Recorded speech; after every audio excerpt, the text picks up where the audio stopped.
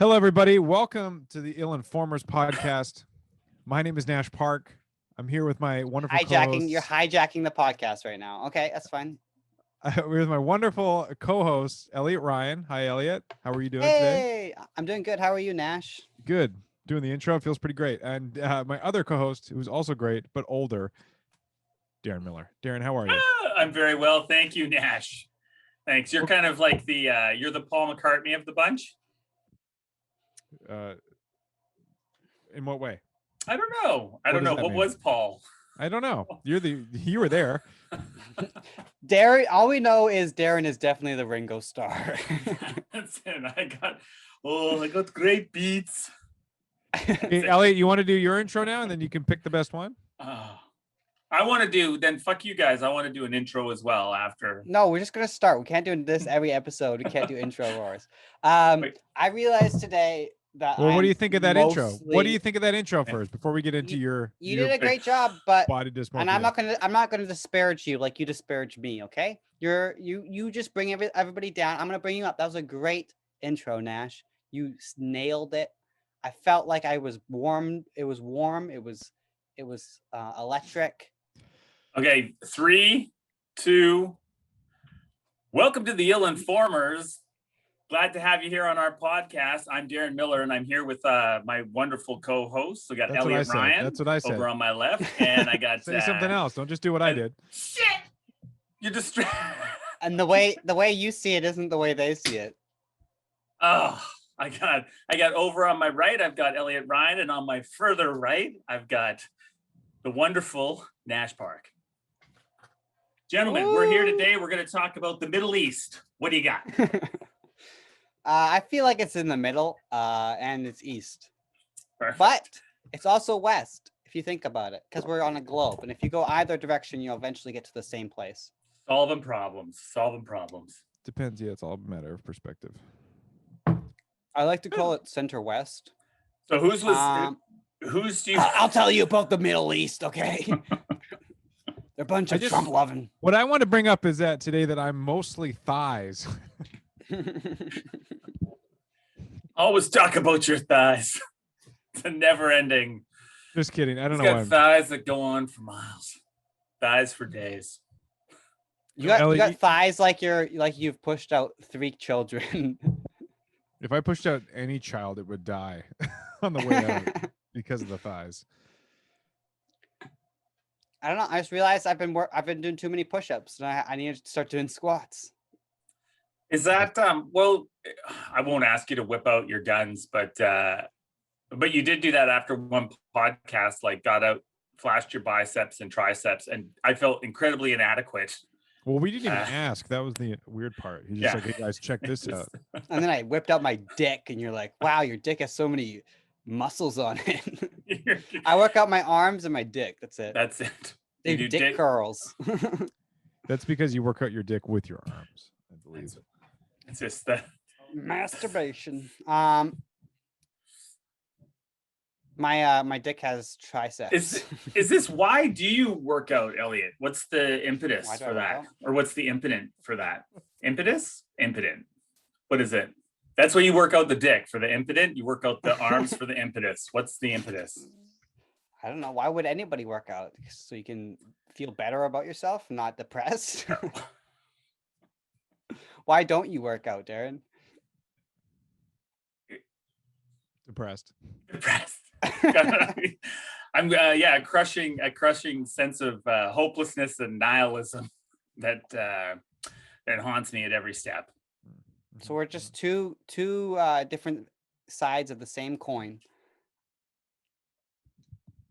I don't know. But when I was getting my tux for my wedding, I'm married, and I'm married to a lovely woman. And sorry, congratulations. She married a young boy, me. And when I was getting my tux, they didn't have a tux that fit me. That was men's, so I had to go for like a boys' beautiful. prom suit. Did they just assume you were dying of cancer? They tried to measure me, and they're like, "This is really weird. We've never had somebody measure this low." It's funny you say that, Nash, because Make-A-Wish Foundation did pay for his tux. Yeah, That was, they paid for the rental. and one drink ticket per guest. That's right. Yeah. And she was measuring my back, and she's like, "You have like a weird hump on your back. We have to like adjust." I'm like, "My shoulders are that's just muscle." But just because nowhere else on my body is muscle, she thought it was just like some weird deformation. The you're 21 years old, Elyott. I just curious why you got married at 14. Are you in a weird cult or something, or just, I mean, not that this is coming off completely wrong. I'm just wondering why you got married so young. I wasn't that young. Okay, 14, 15, maybe that's normal in Where I your come from, your the cult. Middle East, is pretty normal. Why did I get married young? Well, we were dating for 10 years before we got married. So you've been dating since you were I guess they brought her to your village when you were 5 years old, and then said, "This is going to be your future husband. This is going to be your wife," and then 10 years later, Yeah, so good. love at first connection. What was the dowry? It was a harmonica and a goat. A goat playing harmonica, No, or I did not harmonica play playing goat. it. I like that. Darren, when your daughter gets married, will she need a dowry? Oh, yeah, her dowry You're expecting. right now is some pocket lint and a safety pin that I found. And sorry, dowry is the groom's parents present? The brides. Generally, I think that, I don't know, there must be dowries for grooms as well. But generally, I think the bride brings the dowry because we live in a oppressive patriarchal society imprinting that continues throughout different cultures. So women have to come to the marriage with something besides themselves. Right. I think. Usually livestock. Yes. You didn't get livestock for your wedding? What was your best present that you got at your wedding, Nash?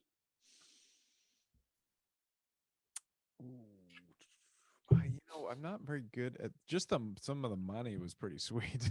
Yeah. That's what I was gonna say. We got a lot of money. We had what? Yeah, nothing. I don't. What did you get from your wedding? Like a Sega? Like what do you got? Like a microwave? And you're like, wow. I wish we did have a Sega like tournament at my wedding. We played Street Fighter and stuff. That was pretty fun. I haven't. No, it was all like just regular stuff.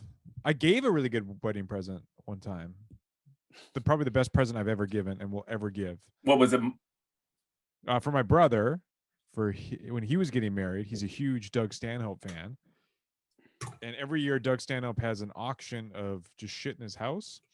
So he'll put it on eBay, and then I found he had an empty bottle of Vicodin with his name, like a prescription bottle of Vicodin.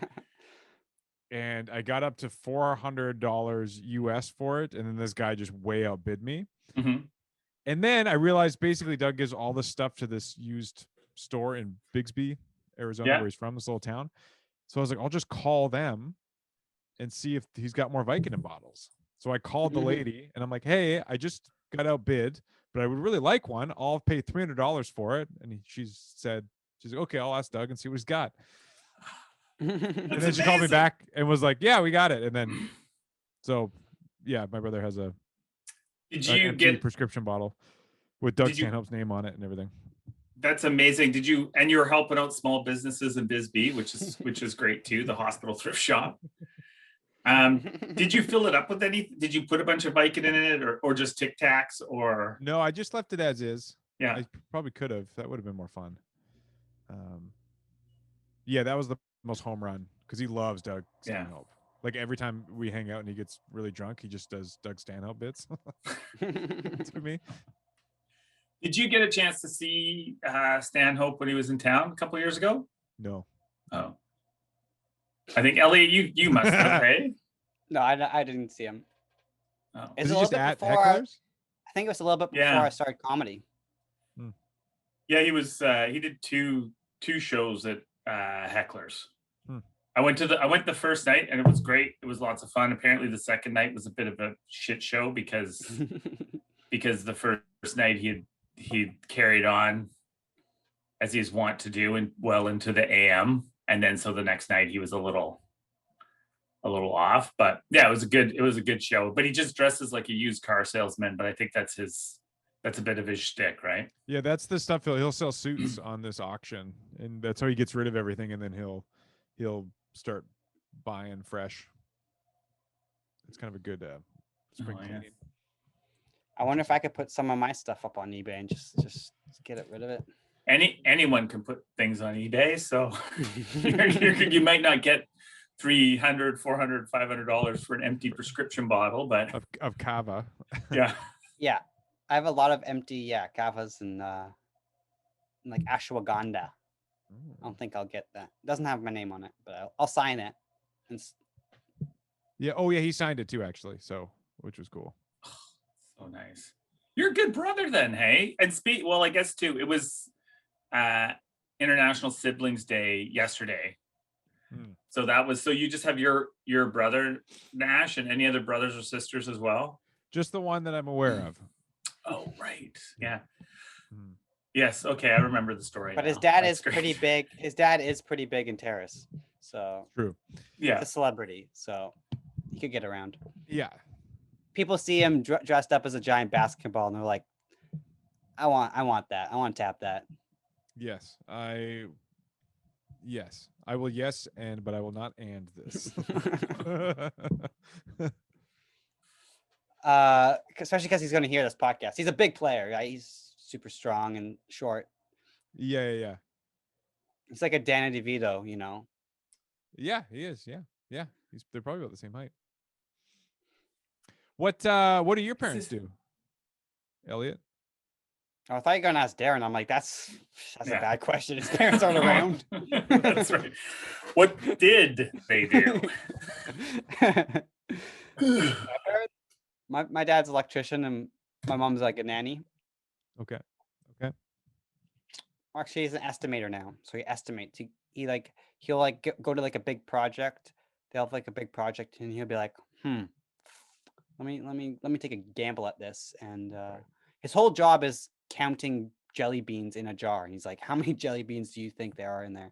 Pretty much for like a big like housing complex or something, right? Yeah. Do So you he just says, overshoot like- with that? I guess you try and overshoot. No, you don't want to overshoot. It's tough. It's really tough. You have to get right on the nail because other people are going to undercut you. And if you overshoot, you're not going to get the business. So you have to be very precise. And like you have to like count all the all the wiring you need. And But any kind of thing like that, when you bid, you kind of want to hit the middle because that's sort of the rule when you're tendering a contract too, right? It's like the lower people are going to do a shitty job. This is too expensive, so you want to hit that sweet spot that's like a bear or like a lady that's wandered into a bear's like house. Goldilocks. Just get the middle. Yeah. I was surprised because for my little business, I had a big plumbing reno, all this plumbing installed. But I thought it was an estimate. And I was like, oh, there's a chance it could be less. And then I got the bill and it was exactly what the estimate said. And I was You're okay. like, maybe I misunderstand the definition of estimate, but well, is that what you? Yeah, it could cost this much, but it could be less. That's what I'm thinking. Or it could be more. But it just seems weird that he got it right on. So I'm assuming it actually cost less than he thought, but just still charged me. So if you estimate a contract and then it costs way more, can you charge the person more, or are you beholden to your estimate? Elyott, probably you may know this as your father is. I have no idea, but I'm sure you'd have to what do you call it? Renegotiate it. So if you're going over, you'd have to be like, hey, this is why we're going over. We needed more money for this, blah, blah, blah. Or you have to take it. I think if you're estimating, Take if it's the a loss. contract, it's different. You have to take it. Because I know there's a lot of, in the special effects industry, in the movies, there's, if you do say you're going to do it for $1 million over 10 months, but it gets delayed to 13 months, you're just out those 3 months. or 4 months. I forget what, Mhm. but did I say tannin? Yeah. And you're just hooped. Yeah. You just got to eat that. Yeah. You got to make that $1 million over, and it's really brutal because I watched this great little documentary on it, on how these special effects companies just get screwed over so much because the studio will delay the movie and still expect all the That. so literally when Life of Pi won They best, need my dad to estimate for them. yeah. He's always 100%. When Life It's of going to Pi cost this many jelly beans. Sorry. when Life of Pi won best special effects, the company that did it was going bankrupt. They cut off the speech early so they wouldn't protest when they went up and got their Academy Award. They just got they got like 10 seconds and then they started the music and cut off the mics because they were literally going bankrupt and laying off people, and they made no money and lost so much money because of Life of Pi, but yet they won. Was that because the studio fucked them? Because the studio just delayed and didn't. Well, I think what it was that they said it was going to be a year. So they're like, okay, how much would it cost for you to do the special effects? It's going to take a year. Yeah. And they're like, say, $1 million. So then it's like, actually, it's going to be 18 months now. Can we get more money? They're like, no, we said $1 million. Sorry. And there's all these tax breaks. So they're constantly, these poor people are constantly moving from Vancouver to Montreal because the two provinces are competing with tax breaks for the studios. So the studio just be like, okay, we'll just go to Montreal now. So everybody's got to move their family to Montreal because it's cheaper, because that's where the jobs are. It doesn't seem so like such a jet set global business, but I guess the downside of it is like you're just kind of like a troubadour gypsy, really, for going wherever. Like they film a lot of shit in Budapest and stuff too, so you're just flying all over the globe. Sounds very fun and exciting, but is probably actually a huge pain in the ass. Yeah, I imagine so. I don't think it'd be the life. Well, and also too, because you're just animating like a lion's tooth for 6 months or whatever, making sure the mouth looks right. You're like, this is what I always pictured when I went to art school. Yeah, I remember hearing some. It's like, oh, you want to learn how to do computer graphics for video games, and then you just work on hubcaps for Grand Theft Auto. For like, thank God my dreams didn't come true. That's why you always have to do your own project, but then you're like, you're in your mom's basement for 3 years building a game that might not even nobody play. Yeah. Have you guys ever done any sort of video game coding or design or anything? No. Yeah. Yeah. A little bit, but nothing really. Yeah. I've seen some of your coding, Elyott, or not some of your coding, but some of your like graphics, and they're quite good. Thank you. It's a lot of wolves with penises and a lot of dowries. Wolves. Penises do have wolves, half of them. I'm about 50% of the population. Did you know that? Did you know that? That made me really sad because my penis doesn't have a wolf. What? Like tattooed on them?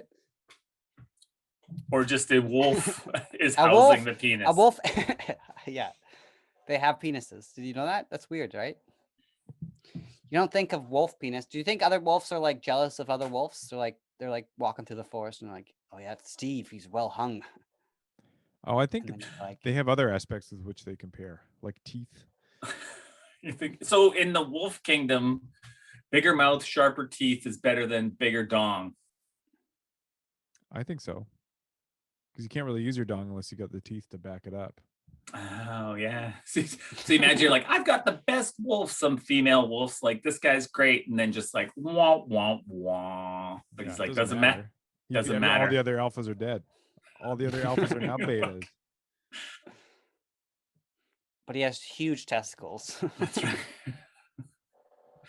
Those testicles that belie the truth. It's very sad.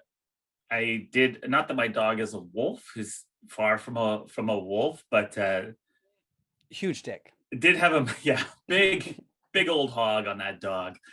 The getting his testicles, getting him snipped is a little like, actually it wasn't really that upsetting for me, but I sort of go, oh man, like you never get to take it for a spin. Right. You know, like you sort of kind of want to, like, I understand the reason to do it, and you know, Bob Barker's doing the Lord's work. That's fine, but I just like, it would have been nice to just be like, get in that pen there, have some fun, do your thing, and then we'll take you to the vet and get. But he just never. He's like a castrato singer, like those boys they used to castrate in Vienna, you know, and when they were 10 years old, so they have those beautiful singing voices. You're just like, you never got to enjoy. Did you hear that that Michael Jackson? There's a rumor that he was his doctor said he was chemically castrated as a child. Yeah, I heard that.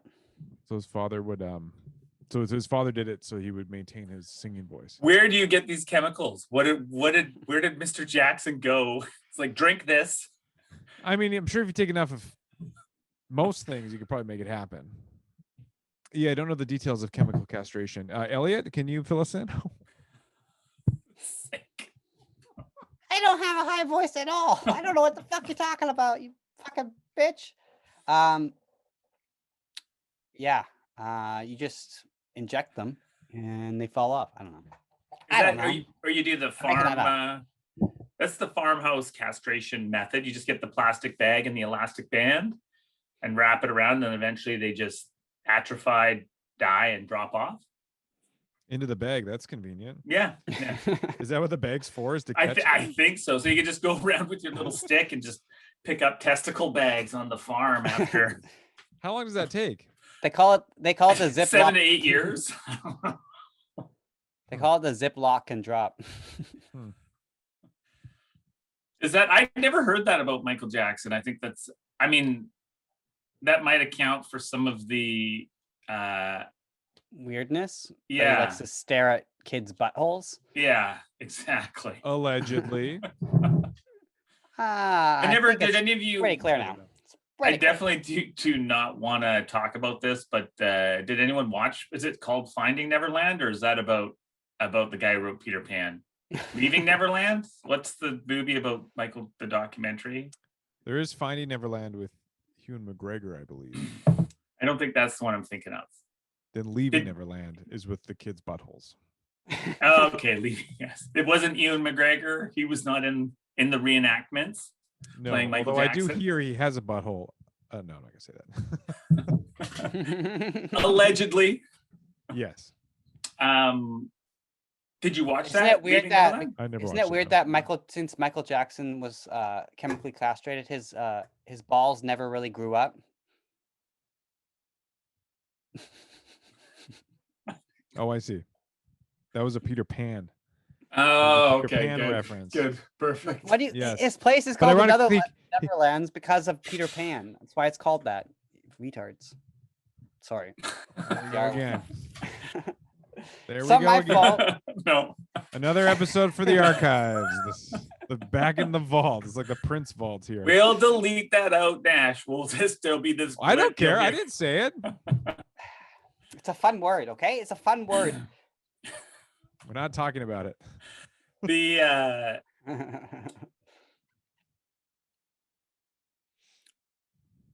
Uh-oh. Go ahead.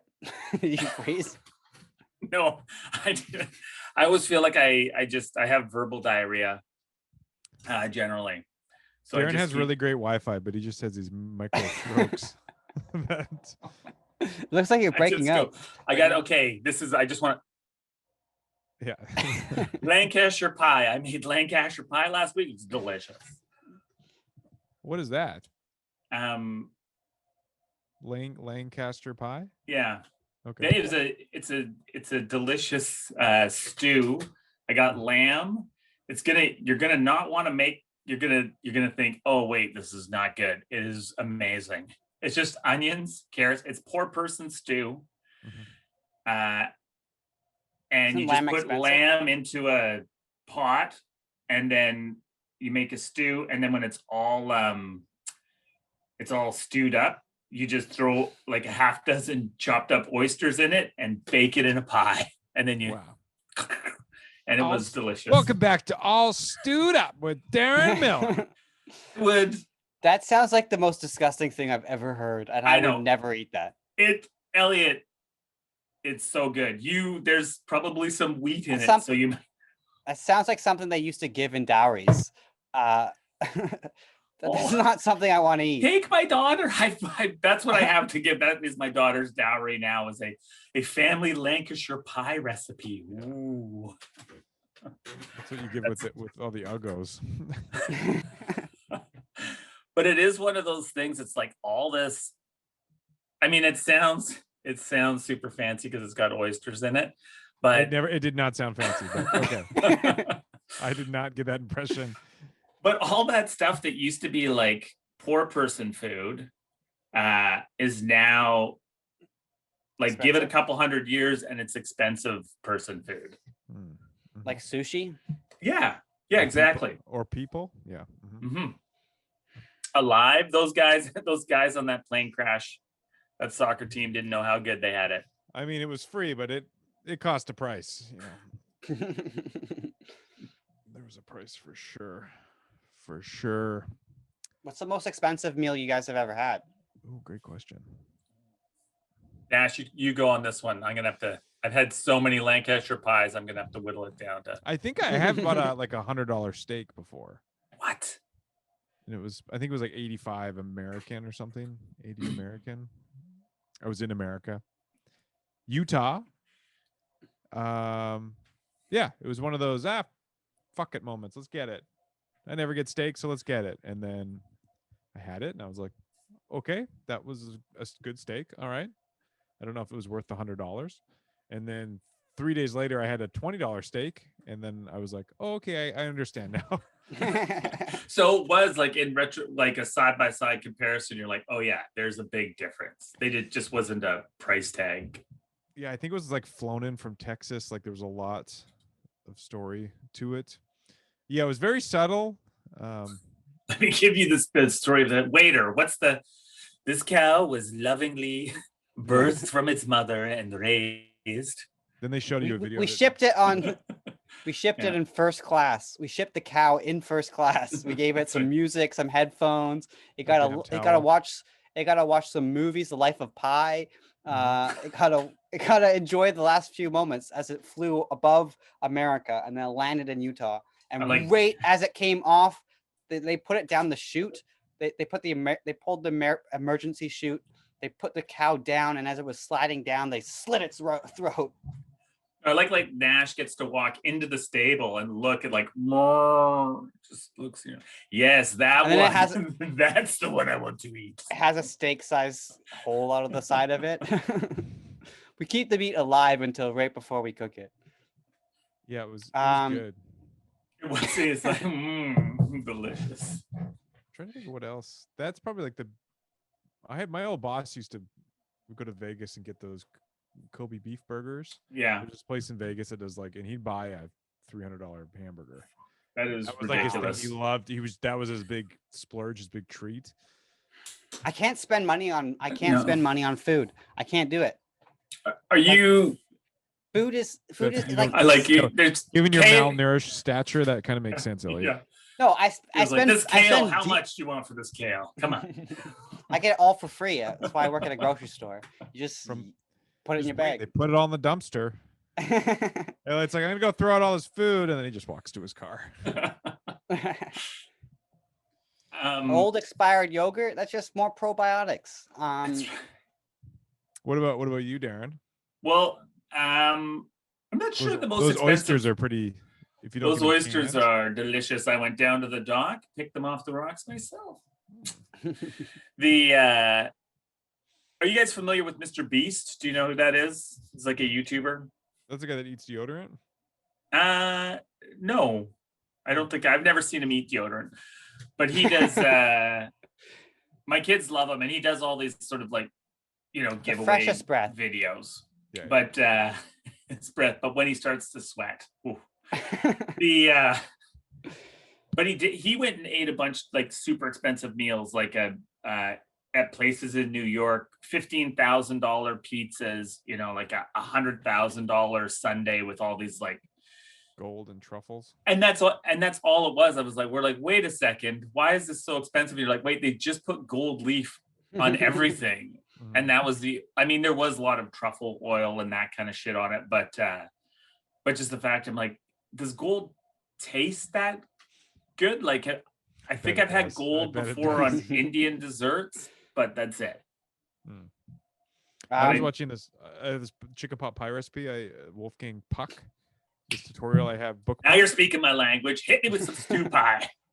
It's exactly stew pie. I didn't want to bring it up, but yeah, he talks about, he's like, in the end they shuffle or shave some truffles on there, and he's like one time we bought a truffle for $15,000. Like, some people buy diamonds. He's like, we ate it that night. It was delicious. They ate the whole truffle one night. Wow. Yeah, $15,000. I really like watching those shows where they cook the fancy food, and then they take like this, they'll make like a special sauce, and then they'll freeze it in a ball with like liquid nitrogen, and then the different sauces melt at different temperatures as they warm up or something. And it's like, is that really worth it? Ketchup is still fucking pretty good, and it's like $2. And it's that's all the kind of like molecular meals, right? Where everything's like, yeah, it's like a thin wafer of Parmesan cheese, and then whipped up meat that's done like whipping cream, and it's served in a martini glass, like that weird shit. And they vaporize it, and then you just stick it in your face. Yeah, you just take a big sniff. Yeah. Oh, that was a great meal. There's the $200. Yeah, I don't know if I could. I'm sure it is. I'm sure it's delicious, but I can't justify like paying for it. I think at that point you're paying for the effort, right? It's not. Yeah, and it's almost like an art. It's an art in your mouth instead. Like, a painting isn't that much, like, a lot of art isn't that much better than like a lot of famous artists aren't that much better than like good unknown artists, right? Yeah. But you pay because they're famous. Just the hype. You're paying for the effort and the personality. I was thinking about this I've been listening to a lot of Johnny Cash lately. And another person I would want a Vicodin bottle from. Yeah. And I was thinking that you can't really have that again today. Because the songs are nice and simple. Like, his voice isn't really that great. I was wondering if I'm listening to it, like, well, I'm like, why am I? Obviously, they're great songs and stuff, but is it more the person? I'm more listening to it for him, as opposed to the enigma songs. and the cult of personality. Is that it? Yeah, I always do this with artists. I go like, if I just heard some open mic musician playing this Johnny Cash song and said it was an original, would I like it? Absolutely not. Absolutely not. I think this is horrible filth, which is fine because I'm a piece of shit. But yeah, so I always do that with songs. I'm like, I like this, or some people give a lot of shit, to certain bands, and I always think about, if this was just song, this is a great song, and if it was sung by somebody else, then it would be great. Well, that's because Nickelback gets so much unwarranted hate. I feel like it's even hack now to hate on Nickelback. They were such a punchline for a while. When you go, actually, they're like, they know how to put together a song. They do have very devoted, passionate fans, but I mean, you can't deny and be like, it's not music or it's terrible. That's completely subjective, and they're also good and can put on a show, and they're performers, and they are undeniably musicians. Yeah, that's the number one thing I hate now as I get older, is people that poo-pooers in general. The music poo-pooers, I feel just a poison socially. Yeah. Be like, to give you like, oh, you listen to that? Okay.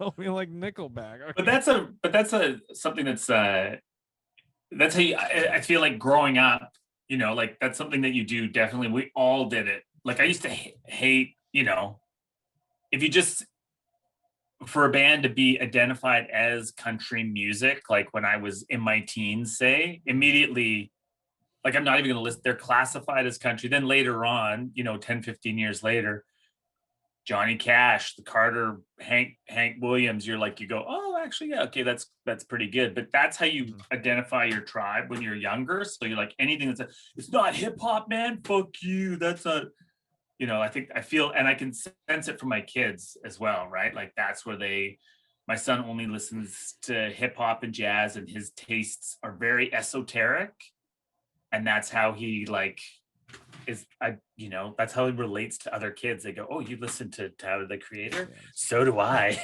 Now we are friends. Yeah, I think it's perfectly fine to do that. It's where you're like, you don't like Tyler the Creator, or no, sorry, it's like you like Nickelback, then I hate you as a person. It's like that's weird. It's like you just don't. It's also don't make somebody feel Elyott. Don't make somebody feel bad because they like something. If you if you don't like it, fine. But don't make somebody feel bad based on what moves them, what moves them artistically, emotionally, physically. Look at this photograph. Like I love BTS, and no one can make me feel bad about that. BTS. K-pop. Turner. Oh, I see. K-pop guys.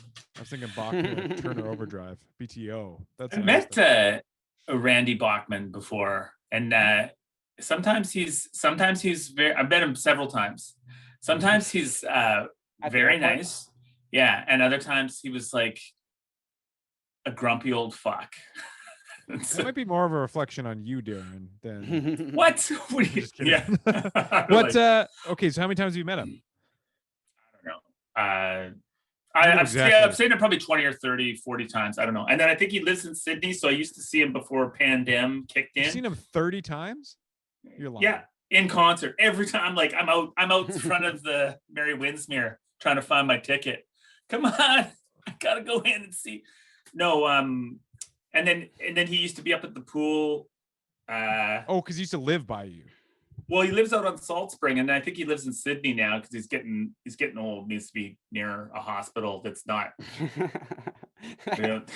we don't rub castor oil on you when you're having a heart attack or whatever. He's not the most healthiest guy. He's not the most healthy looking guy. Don't just give you. No, he's an old dude. Yeah. Sorry, what's wrong? Yes, vegetable rickets. stew. Sometimes, and it was great. One day, I was doing crossword at work. And he was one of the clues or the band or whatever, American Woman, whatever it was, something from the Guess Who. And so I was like, oh, hey, come here for a second. As he was going through, I was like, look, your crossword clue. And he's like, oh, great. Very nice. Had time, but other times just come through and I don't know if his attitude was like, just, I'm a grumpy old man. There was lots of not former rock star people who were grumpy shits, but then I'm not sure if that was attached to his rock star ego or not. Right. This is at the airport, right? If you showed him showed him the crossword every single time, Darren, like I said, do you remember this? Oh my god, you're a clue. Yeah. I met his son Tal Bachman. He came to Terrace. Is he tall? Yeah. Tall Tal? Yeah, tall Tal. Does he tell a tale? He told some tall tales. What was he? Tell some tall tales? Tal was he singing BTO covers? No, well he does that. She's so high. Oh yeah, that's right. And so he came to Terrace. I'll try and I haven't told this to somebody who wasn't there. In Terrace, there were these guys that we befriended who got a lot of grant money to open. This is when I was younger, like just out of tail end of high school, who got a lot of grant money to open a recording studio. Somehow they got like $200,000. So they got this building, renovated, bought all this equipment, did all this stuff. Eventually, like a year later, they shut it all down, sold all the gear, and kept all the money. Very sketch. Wait, I'm taking notes. What do you do? Get grant money, steal it all. Okay, thank you. They were great guys. We really befriended them, and it was nice. Me and some other friends. I was just talking about this with them, and looking back, it's a little strange, the age gap. And anyway, they weren't as grown up as they probably should have been for their age. Anyway, so then to celebrate the opening of the studio, they brought in Talbachmann to do a concert, and there was a songwriting contest. So me and all my music buddies all wrote songs. And then this one guy that was in town that was a total doucherino also wrote a song. So then he did a little seminar, a little Q&A on songwriting, music industry, blah blah blah. Everybody submits their songs. He's part of the judging. Then when he plays a show in town, he'll announce the winner, and the winner gets to go on stage and perform the song. Oh my God. How great's that, right? So we You're all the winner. for the winner. So we all buy $30 tickets. We all go see Talbachmann play.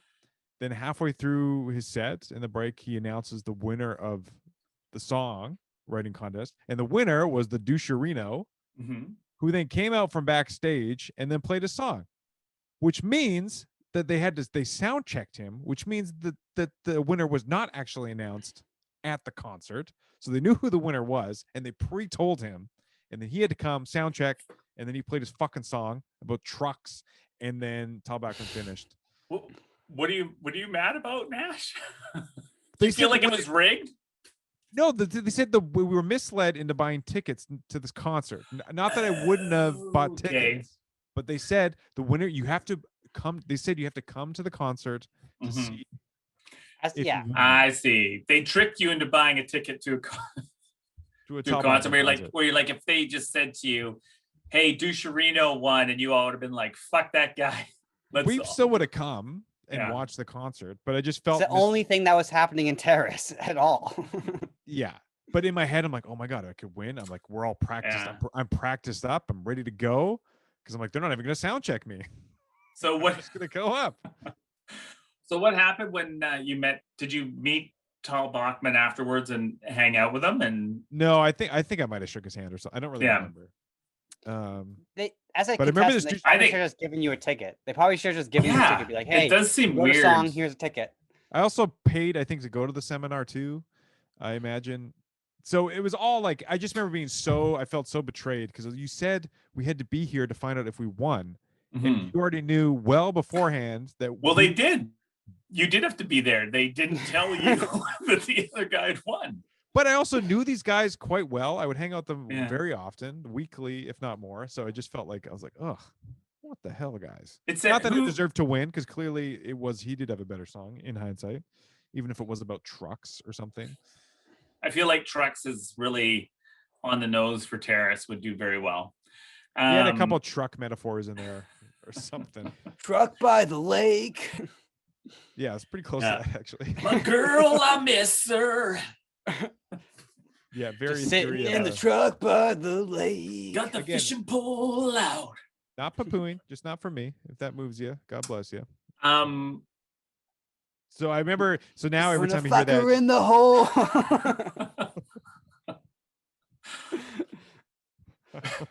I feel like Elliott's got something there. Let's have a contest. I want to hear a new. I would love to dress you up and build this character that's in my head of this. The doucherino. Okay. Heavily inspired by this doucherino. And then you guys interview me. Like leather vests, no sleeves. Can we throw some tassels? Can it be a fringe leather vest? Yeah, you can have some tassels. Yeah, with a big American flag tattoo. So now every time I hear that fucking song, she's so high. I hate that song. I go right back to this heartbreak, betrayal, and growing up. I grew up. That doucherino was so high above you. He wrote a better song. It was interesting to hear Tal talk about because it was a one-hit wonder. Oh yeah, and how weird it was, and then to the point where the record label was calling stations asking them not to play it. They're like, "Please stop playing this song because it's going to ruin his career," and it effectively did. Like I think he tours around with his dad now. Mm-hmm. Well, he produces, and I'm sure he does write new music, and I'm sure he makes a great living off of doing what he does. But you should actually go onto YouTube. You can see a drone video of the Bachman estate on Salt Spring Island, and it is pretty primo. I'm like, oh, you're not hurting out there at all. I just want to reiterate, I'm sure Talbachmann had nothing to do with the Talbachmann, Nash is calling you out right now. You're such Yeah, a pussy. you. You're I'm not such a calling him out. pussy. Well, I just don't want him to, He's never obviously going to listen to this, Nash. It He's doesn't matter. obviously going to hear this, and he'll be like, "What the fuck, man? Well, I didn't have anything to do with that. I wasn't in charge of the Yeah, contest." he's like, I don't even remember what Terrace. Who is this? A girl I fucked once? What? I used to begrudge. I felt like I used to begrudge people who became Use the word. who had begrudge. into. I used to grudging people who became had that foot into the industry, whether it was like a music industry or particularly like Hollywood. Like there's so many people. It seems like, oh well, of course you became an actor because your parents were casting agents or your parents were actors. Your uncle was a film director, whatever it is, like Nicolas Cage or people like that. But then you realize you're like, oh, it's just like any other industry. And I think also too, there's a bit because Kurt Russell's kids in that he's been acting a bit, the Wyatt Russell, him and Goldie Hawn's kid, but there's a bit of like, it's a bit of a hook to be like, oh, this is Kurt Russell's kid. Yeah. I'll watch that. Well, I like Kurt Russell. Patrick Schwarzenegger, right? There's like Arnold Schwarzenegger's kid. I just think, of course you would. Like if your parents, you grew up on movie sets and you're like, oh, it's probably not that hard. I mean, I don't know. But you also might get opportunities that you're not ready for, and then you're thrown into the wolves, and then you have to suck the wolf's dick, and then you suck at the project, and now people are like, 50% of wolves have dicks, so and they're like they suck at acting, and then they never get another role, even though because they didn't work their way up the acting jobs. They just were like thrown into a lead actor. This is how doucherino was. During the Q&A portion of it, he asked Tal, he goes, "Hey, do you think you only made it in the music industry because your dad?" Whoa. Everyone in the room's like, "Oh my god." He should win the contest. Get him out. Get him. Or maybe that's why he won. Tal was like, you're the only one who was brave enough to come out and just ask me that question straight up to my face. I know what they're all thinking. It's because of Randy, but it's not. What's that accent? The only thing I'm thinking with the... It's a Salt Spring Island accent. Yeah, it's like French Italian. No, the only thing I'm thinking, man. Yeah. Hey, the only thing I'm thinking is like, why? But he answered it, and you could tell he was annoyed. Yeah, I was annoyed. I was like, you can't just say that. Everybody's thinking that, obviously. Yes. Obviously, but we can't just say that. But there is also the, I do think it is like, if you're Randy Bachman's kid, you grow up around musicians, you grow up in music studios. It would just stand to reason that you're going to play music, I think, or have something to do with music, right? There's some sort of leg up. Even he had a good answer. He's basically said, "There's like the record company wouldn't work with me if I wasn't able to sell, if it wasn't going to work." So, but then again, he does have the Guess Who, studio next to his bedroom. So I'm sure that helps. Yeah. Yeah. That's good. Well, I'm pulling for you in the next songwriting contest in Terrace in the fall. I'm hoping you're gonna crush that one. I should go back and run one and then win it. That's right. It's all rigged. Yeah. You get Tell the grant everybody, money and split town. I just felt so betrayed because I was Anyway, you heard the story. That's good. I'm still mad. Are you gonna end it? Are you gonna end the podcast? Or you want me to end it? Let's hear your outro. Do your outro, Nash. Your intro was it was good. Is it over already? Yeah, let's hear you outro it. Thank you, everybody, for listening to the IllInformers podcast. I, of course, am Nash Park, and this is Elyott Ryan, and you can follow me at Elyott Ryan on all the Instagrams. And then, of course, Darren Miller. That's me. Thank you for listening. You can follow me on Instagram too, somewhere on there. We need sponsors. I want Smart Sweets and yes, bubbly. And only and sponsored by cucumber. the pineapple flavor. We're sponsored by Cucumbers. Did you say QAnon as well? No. Well, that seemed to be pretty easy for you there, Elyott. Wow.